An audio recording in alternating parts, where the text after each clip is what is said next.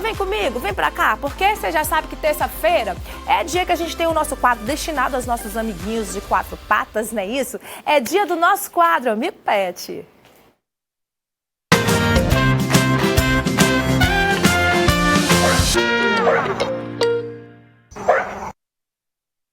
Então, gente, como a gente anunciou no comecinho do programa, com a chegada desse período chuvoso, né, a gente está todo mundo nessa expectativa para amenizar um pouquinho o calor, mas também é preciso estar atento, porque não são só os seres humanos que enfrentam aí um aumento nos riscos de doenças relacionadas ao clima. Os nossos companheirinhos de quatro patas, os cãezinhos principalmente, também estão suscetíveis a adquirir viroses, principalmente os filhotes, né, de até 1 ano de idade, que ainda não receberam as vacinas iniciais. Esses animais, eles podem ser afetados principalmente em seus sistemas digestivos. E para a gente te explicar um pouquinho, então, quais os cuidados, né, que você deve ter nesse período com os seus amiguinhos, nessa época de chuva, a gente está recebendo aqui o veterinário Isael Sá, nosso parceiro aqui no nosso Tem de Tudo. Sempre uma alegria ter você com a gente, que você explica tudo de um jeito muito didático, é muito bacana conversar com você, Isael. Muito obrigado pelo convite mais uma vez. Tá certo. Isael, e a gente sabe que nesse período nós, seres humanos, somos acometidos aí por várias viroses que às vezes se confundem aí os sintomas com algumas outras doenças, mas na gente é até mais fácil de identificar, né? A gente pode verbalizar o que não acontece com os nossos animais, né? Às vezes os sintomas não são tão visíveis como são na gente. E aí, né, como é que a gente faz? Eu queria que você começasse explicando, né, quais são as viroses mais comuns que podem acometer nossos bichinhos nesse período de chuva. Então, que são relacionadas aí ao clima. Olha, eu concordo plenamente nessa questão. Realmente, para nós, como tutores, identificarmos que o pet está com alguma alteração, demanda uma atenção muito grande em relação ao ser humano, que pode falar, dizer o que está sentindo, expressar. Então, realmente, o tutor tem que ficar atento aos mínimos detalhes, observar a rotina do animal. Por exemplo, nesses quadros de virose, observar quando que vai iniciar as diarreias, quadros de vômito, para desde o início já procurar atendimento e já tentar solucionar o problema. Você consegue especificar os tipos de viroses mais comuns? Nesse período chuvoso, os principais acometimentos são as viroses que acometem o trato gastrointestinal, que vão causar vômito, diarreia com sangue. Infelizmente, são viroses graves e que representam uma taxa de óbito muito alta na rotina. A principal virose nesse momento de chuva é chamada parvovirose. É uma virose gastroentérica que vai acometer estômago e intestino e levar a diversos distúrbios. Além dela, muito diagnosticada também nesse período, uma virose chamada sinomose, que tem mais um cunho neurológico, mas também pode envolver o trato gastrointestinal. E aquelas viroses que são comuns pra gente? A gente sabe que nesse período que chove, começa a aparecer também moscas, aí todo mundo já sabe, vem a virose das moscas. Elas também podem acometer os bichinhos? Elas podem acometer de forma secundária, causando uma infecção gástrica, se elas tiverem contato com o alimento, com a água do animal, assim como acontece com os seres humanos. Mas a virose clássica realmente é transmitida de animal para animal, através de fezes, de urina, de contato direto entre os animais. Então são viroses mais específicas dos animais. Exatamente. Eles podem passar essas viroses para a gente, para nós humanos? Não. Essas principais viroses que são a sinomose, a parvovirose e inclusive o coronavírus gastroentérico canino. Nossa, também exato, existe isso. Não tem relação com o Covid-19, mas é um Covid específico de cães gastroentérico, com acometimento em estômago e intestino. São somente de cães, não é transmitido para o ser humano, não tem relatos de transmissão. Agora, doutor, algumas raças são mais suscetíveis a essas viroses. E quais são elas? Sim. Algumas raças representam uma falha imunológica mais expressiva. Então, quando tem contato com esses vírus, tanto vão adquirir a doença de forma mais rápida, como vão adquirir uma apresentação clínica muito grave, porque o sistema imunológico, em algum momento, vai ser falho para combater isso. Principalmente pastor alemão, Rottweiler, são raças bem sensíveis a essas viroses. E aqueles animais que já têm aquela dificuldade de respirar, né, pelo seu próprio formato, né, pela sua própria estrutura. Sim, sim, os braquicefálicos também vão apresentar algumas alterações bem importantes nesse contexto. Então é preciso atenção redobrada. Atenção redobrada, e a vacinação é, sem sombra de dúvidas, o ato mais importante, o ato que vai definir realmente todo esse contexto de virose. Agora, doutor, e aqueles animais mais idosos, né? Tem que ter atenção redobrada, assim como em nós, seres humanos, essas viroses são mais perigosas nesses animais mais velhos?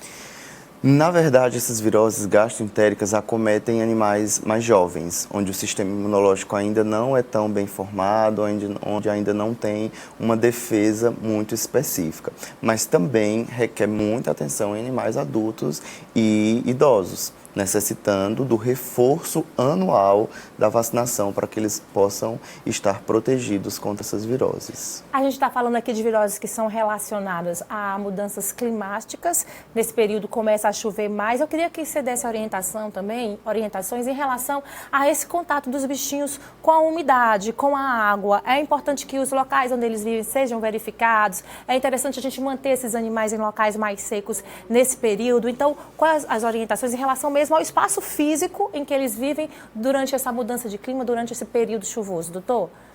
Importantíssimo. Eu tenho até orientado, né, durante os meus atendimentos, nas redes sociais, enfim, sobre a questão da exposição. Por mais que o animal seja vacinado, que esteja com o protocolo todo correto, vamos evitar até que passe esse período chuvoso exposições desnecessárias.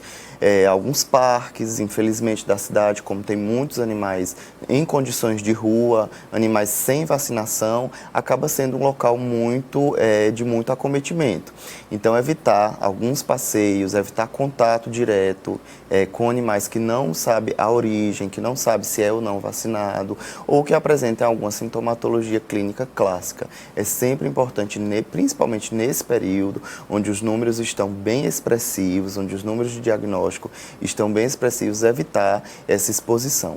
Pronto, você falou num ponto importante, essa questão, né, da exposição dos bichinhos. Está chegando o período de carnaval, e tem gente que está aí grudadinho com seus pets para tudo, inclusive levando em eventos, né, que tem sim essa grande aglomeração. Isso também pode causar risco, né, aglomeração de pessoas também, doutor? Sim, na verdade está inserido em um contexto mais amplo, né, da questão da audição do animal, que não vai se sentir confortável mediante um barulho muito grande. A gente atende bastante problema de ingestão de corpo estranho, porque as pessoas jogam lixo na rua, o animal vai lá e engole, além de diversos outros problemas que podem acontecer. Então, realmente, o tutor tem que identificar o ambiente, se vai ser ou não agradável, seguro, tranquilo para estar junto do seu animal. A gente está batendo aqui na tecla dos cãezinhos, né, que são os nossos companheiros mais comuns, mas os gatos, eu tinha até lhe perguntado no começo, mas também para esclarecer o nosso telespectador, os gatos também são suscetíveis a essas viroses desse período relacionadas aí à mudança de clima, doutor? Também são susceptíveis, mas com uma frequência bem menor que os cães, sendo que realmente é muito importante, tanto em cães como em gatos, realizar o protocolo de vacinação ideal, no período de vida ideal e, sobretudo, manter os reforços em dias. Tá, precisamos só ressaltar aqui novamente para quem está em casa, vamos explicar os sintomas, né, os principais sintomas, já que a gente está explicando que no caso dos bichinhos não existe essa verbalização do que eles estão sentindo. Então, quais são esses principais sintomas que podem acender aí a luz vermelha de alerta, né, de ser realmente o caso de alguma virose? Se tratando dessas viroses de período chuvoso, é muito importante estar atento a questões realmente de trato gastrointestinal. Presença de diarreias muito fétidas além do comum, diarreias com presença de sangue, que é a chamada melena, vômitos constantes, falta de apetite.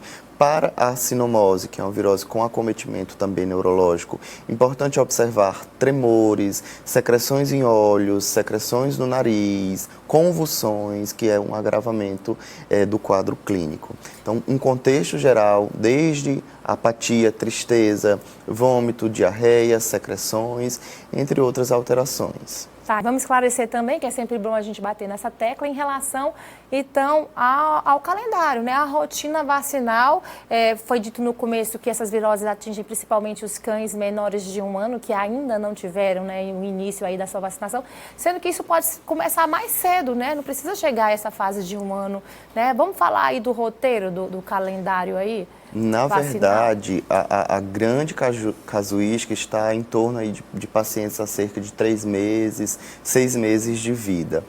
O filhotinho, se tratando do cão, deve iniciar o protocolo de vacinação aos 45 dias de vida e finalizar entre 16 semanas de vida, né? E muito importante frisar sobre a frequência dessas doses a cada 21 dias. Muito importante frisar e orientar as pessoas que não são todos os laboratórios, infelizmente, que são confiáveis. Então, tem que buscar a orientação do médico veterinário para que ele possa realmente orientar o início desse protocolo na data ideal, com uma marca de um laboratório que realmente traga segurança para o paciente. Israel, também é bom a gente ressaltar que essa é uma dúvida que muitos papais e mamães pets têm também, que é preciso você lembrar que as vacinas, elas têm um período até que elas comecem a agir. Então, se você está pensando já em viajar, nós estamos aqui, menos de 2 semanas do carnaval, de repente você está pensando em viajar, levar os seus pets, é preciso saber que para eles estarem realmente, de fato, protegidos, todo esse trabalho, esse acompanhamento vacinal tem que ser feito com uma certa antecedência, né, Israel? Exatamente, com uma certa antecedência e visando o local onde vai ser essa viagem. Por exemplo, praia é um ambiente extremamente propenso a diversas patologias que surgem a cada instante. Então, o animalzinho, para frequentar determinado ambiente, ou de praia, ou de sítio, ou de fazenda, ele tem que estar orientado sobre os riscos e com a devida prevenção específica de cada local. Tá certo, uma dúvida que eu tenho também em relação ao tratamento, né? Você falou que é sempre bom, né, os papais e mamães pets terem essa relação com os seus veterinários antes de períodos conturbados, né, como esse período de chuva ou até mesmo período de carnaval, saber as dúvidas. Mas como é que é o atendimento na rede pública, né, para esses bichinhos que sofrem aí de viroses? Existe esse atendimento? É possível? Como é que papai, mamãe pet, tutor, né, a quem eles devem recorrer no caso de precisar realmente da rede pública de atendimento para os seus bichinhos?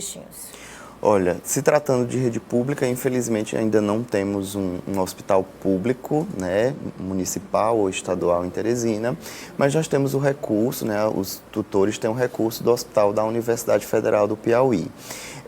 Infelizmente, até semana passada, os dados que colegas me repassaram é que estava superlotado, não estava mais tendo como receber pacientes com viroses, por conta da grande demanda.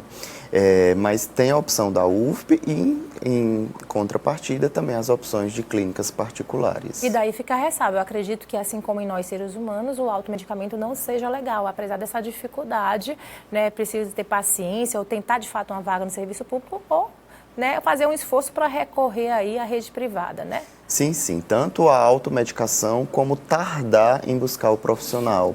Então, são viroses que realmente evoluem com a gravidade muito expressiva e com taxas de óbito muito altas. E o momento em que o tutor procura o atendimento é muito decisivo para definir entre vida ou morte realmente, se o médico veterinário vai ter um tempo hábil de lutar contra aquela virose e de instituir o protocolo adequado. Tá aí, então, essas dicas importantes, tá certo? Doutor Israel, muito obrigada pela sua participação mais uma vez aqui com a gente. Sempre um prazer receber. Que agradeço. Tá certo? Tá aí, gente. Esse foi o tema do nosso amigo pet de hoje, esse período de chuva se aproximando. Então, a gente tem que se cuidar e também cuidar dos nossos amiguinhos, tá bom?